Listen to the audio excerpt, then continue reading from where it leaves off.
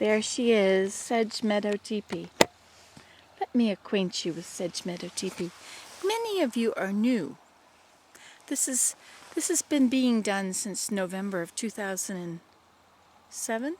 8, 9, 10, 11. I think so. Yeah. And so you may have missed a whole lot about Sedge Meadow Tipi, but if you put in Nancy Today, Sedge, S-E-D-G-E, Meadow, Tipi with the T-I-P-I, or the other way, then you'll be able to locate videos about this teepee here from its inception until its current condition. It's been through a lot. First it was just branches. Poles. And then I took the poles. I thought it would be nice to lie. It was erected on Labor Day. My kids helped me take trees that had fallen from the other side of the marsh. They helped me bring them over. Reluctantly, mind you, very reluctantly. Then they dumped them and left. And I was left to put the teepee up myself. But I did it. I rose to the occasion, as my teepee rose to the occasion. Together we rose to the occasion. So it was just bare poles for the first winter. And then I decided to weave walls of alder. And so I went out there into the alders. Those are alders. There's bigger ones back in there. I went into the alders and I cut branches. Hey, look at how the pole is wet only on one side. Hear the white-throated sparrow? So I cut branches and I put them there. I wove walls. To see those videos, you would look up Nancy Today in the white bar. Put Nancy Today, Sedge, Meadow, Tipi, woven or weaving or alders. Then you'll get weaving the walls of the teepee. So I did that for the summer, and I laid in the hammock. There's always a hammock in this side and then one on the other side. And I had hides down here the first winter when it was just bare. And I had half a tarp around one side, which sheltered me from the winter and the blizzards. And I would come down to enjoy it. And then slowly the alder branches sunk. They sank. Sink, sank, sunk. Have sunk. They sank. They sank. They sunk. Anyway, so then they were down lower and there was this big empty gap. And, well, it wasn't that big. But then I got all those slab boards and I put slab boards around it. So this would have been for the second winter, I think. Maybe the third winter. So I put slab boards around it. And then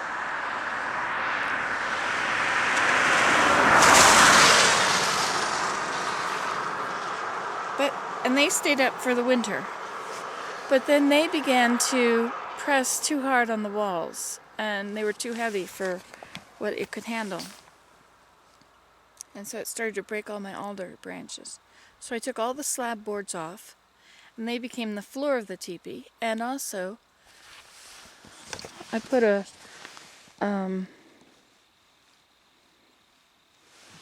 what is that called?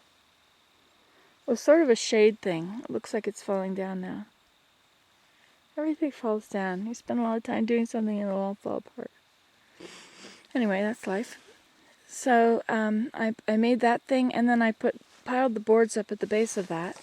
And then eventually I took the boards over to the stream and I started to make a boardwalk on the other side because it's very marshy over there. And then I covered the teepee. I guess I covered it with plastic wrap because I thought that would be good. But then I had to go to Georgia because my dad died. So I left it in the condition it was in, and for the winter it just looked so bad. It looked like you needed to just light a fire to it. It looks kind of like that now. But then I covered that. When I got home in the spring, I covered it with the blue fabric to make it presentable to the world, since the world is right here in my wilderness. And then last year there were dead trees, or they weren't dead. Hydro went along the highways and cut trees down so that there would be, trees under the power lines. And where they had grown up in the last 10 years, nice little trees, and so they were lying along the roadside, so I went along and I gathered them. As you know, I put 15 of them on my porch and covered them with lights, beautiful Christmas trees. The rest I put on here. And I covered this, and it was beautiful and green. And since then it's been brown. Then last winter, was it last winter? Yeah, and sometime in last winter, somebody came along with a bottle of gas or something and torched it. But they only part of it burned, because that blue stuff is burn proof. It'll drip. But it did ignite a box of matches and my container of kerosene for the lamp. And so as you can see, it burned that side of the teepee. It completely took out my pile of birch bark logs and my hammock. And then I went to Georgia in the spring, and I must admit I have done nothing down here since then. I didn't know if I could do anything because I need to tell the police.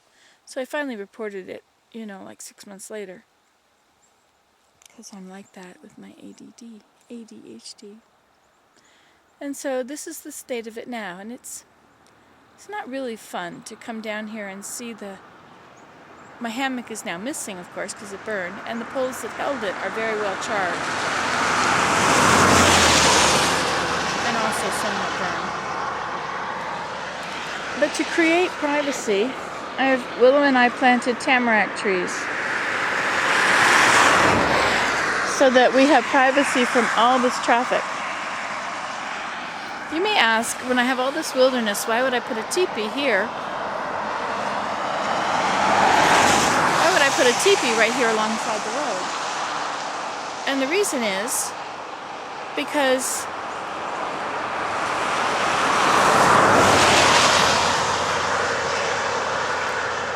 I go for walks along the road, and it gives me a beautiful spot to stop and sort of a beginning point to go look at the stream and go for walks in the winter. And then this, of course, becomes the winter labyrinth. It always has been. I tried to put some of the poles along where there are willow.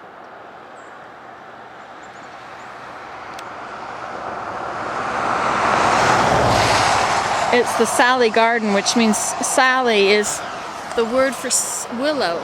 Basketry willow is salix. Like acetylsalicylic acid, which is what aspirin is. That comes from willow bark. And so the willow is called a salix garden or Sally garden. So when you plant willow. So my snowshoe labyrinth, I stuck in lots of shoots of willow. And so here we have all the willow, which has grown. You can't see any of it, but there are some at each of those poles is a living willow plant.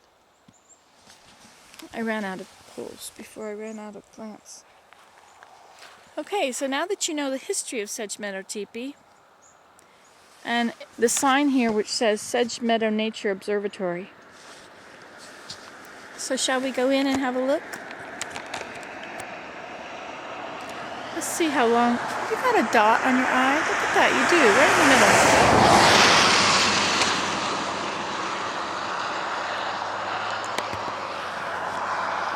So I shall make a new video of going into the teepee because these are hard to upload if they're too long. Okay, ta-ta. You can do this at home. Results may differ.